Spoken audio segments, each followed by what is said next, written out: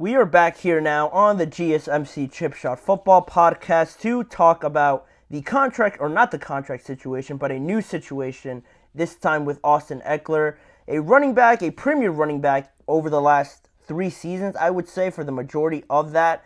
Arguably the Los Angeles Chargers' main playmaker for Justin Herbert, for just how efficient that offense was, at least over the last 3 years. So this year, it was a bit of a surprise, at least to me, when Austin Ekeler decided to move on to a different team. With Jim Harbaugh coming in and the excitement around that, I thought they could find a spot for Austin Ekeler, and it sounds crazy to put it that way, as if Austin Ekeler wasn't this great offensive weapon, but it just didn't work out for some reason, and now we've sort of got those answers here provided by Austin Ekeler. But to give you guys some more context as to why at least I'm holding Austin Ekeler to some high regard, is because over the last 2 years before 2023, so in 2022 and in 2021, Austin Ekeler recorded very efficient and very impressive offensive numbers for the Los Angeles Chargers, even though they didn't have the most impressive team seasons in those years. Austin Ekeler surely wasn't the reason behind that. Over those years, in 21 and in 2022, he recorded at least over 1,500 yards from scrimmage in each of those years, no less than 18 touchdowns in each of those years as well, and he recorded a total of 177 receptions combined in those 2 seasons and playing at least 16 games. So it's not like he was missing any time, really. For all the attention he was getting, for all the workload that he was putting into these games, he still played 16 seasons, basically all games in that regular season. So it seemed an ideal and a perfect situation that you would want with a running back. But then in 2023, it all went downhill, just like really the majority of the Los Angeles Chargers did as a team. All those stats that I just mentioned dropped pretty significantly. His scrimmage yards were only barely over 1,000 yards, so he recorded, I want to say, 600-something yards rushing and just 400 passing.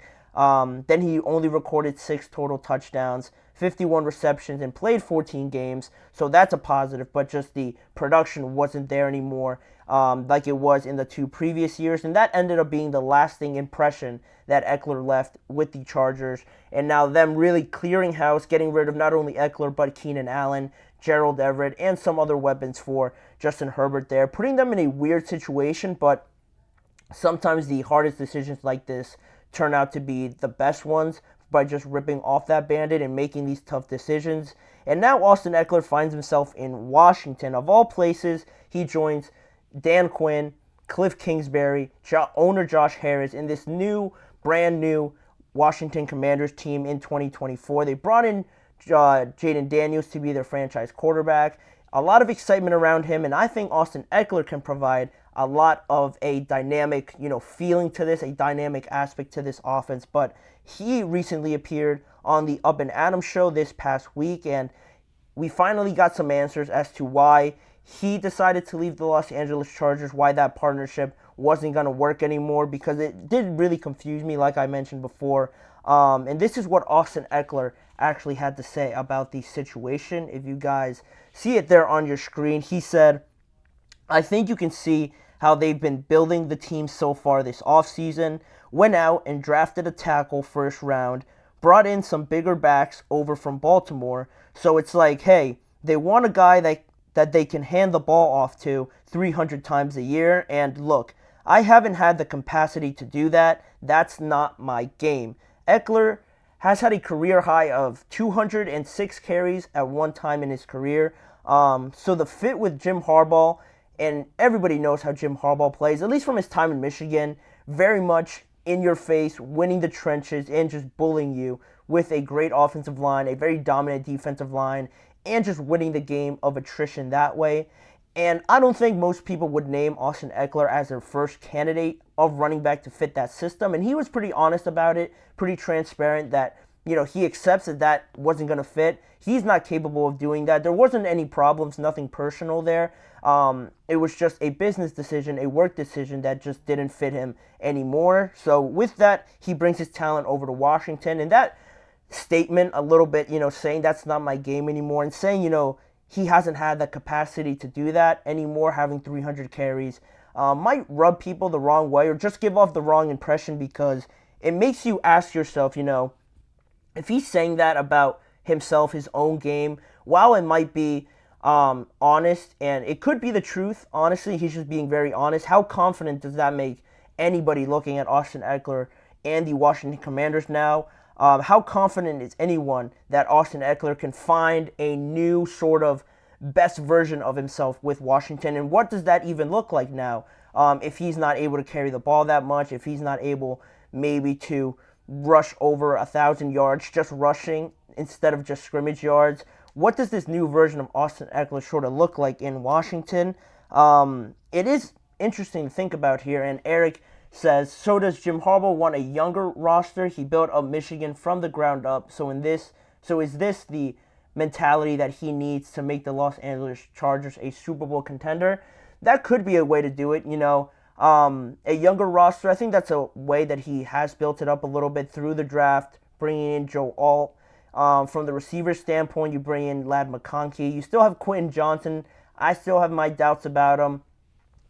It is a weird situation with them just because it's very unorthodox in today's NFL, because everybody seems to focus around the pass, the motion offense, very deceptive, very scheme oriented, and it's very pass heavy, very quarterback friendly, and that's what they were running already with Justin Herbert being the main catalyst to all that. But you saw how those results didn't really pan out, and the Chargers were, I wouldn't say a laughing stock, but at some point, with Justin Herbert, with Keenan Allen, Mike Williams, Austin Ekeler, and that defense, it's not like the defense doesn't have anybody else either. They have Khalil Mack, Joey Bosa, Derwin James, Asante Samuel Jr. They have some pretty prominent names on the defensive side of the ball, so something wasn't clicking, something had to change, and now Jim Harbaugh comes in with his own ideas, just really focused around the run.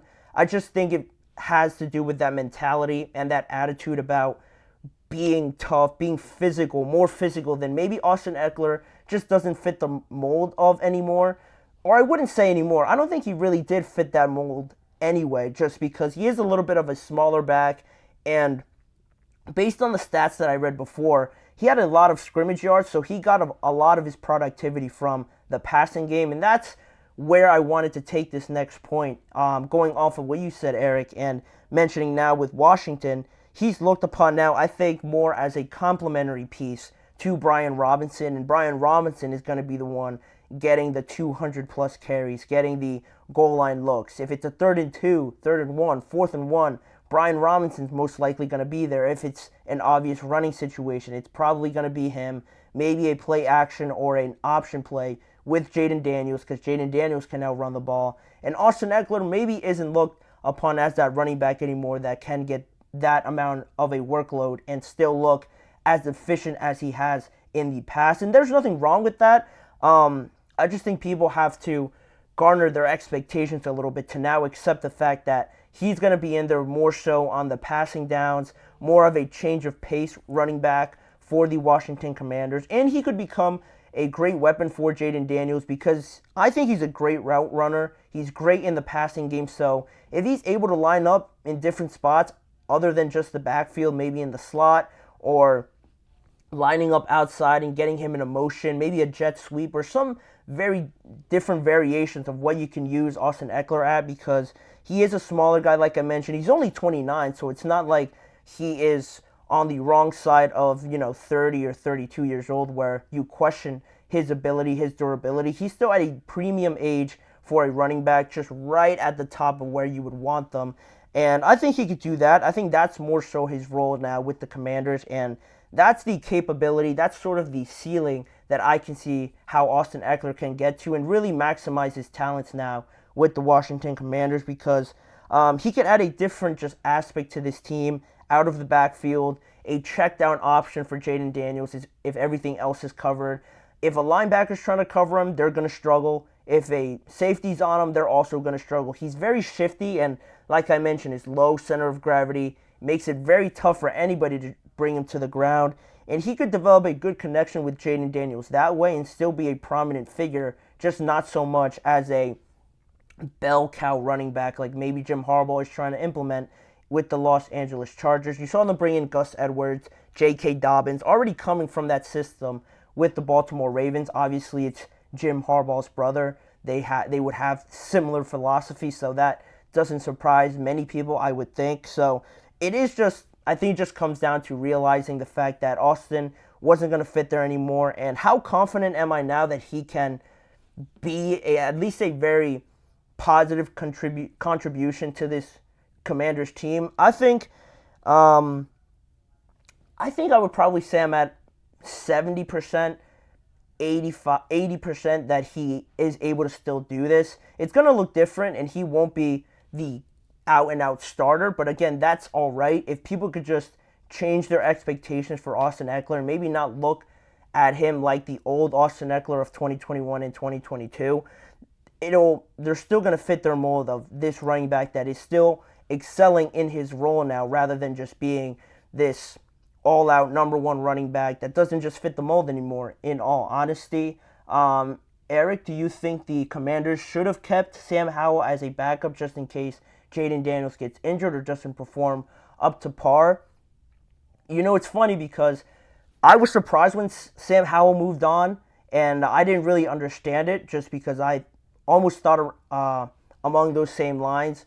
I didn't think he did bad. I think more so than not, it was the team that was around him that didn't really help him too much. So I was surprised when they traded him or he just moved on to the Seattle Seahawks. But you pretty much get the same thing with Marcus Mariota that's there now.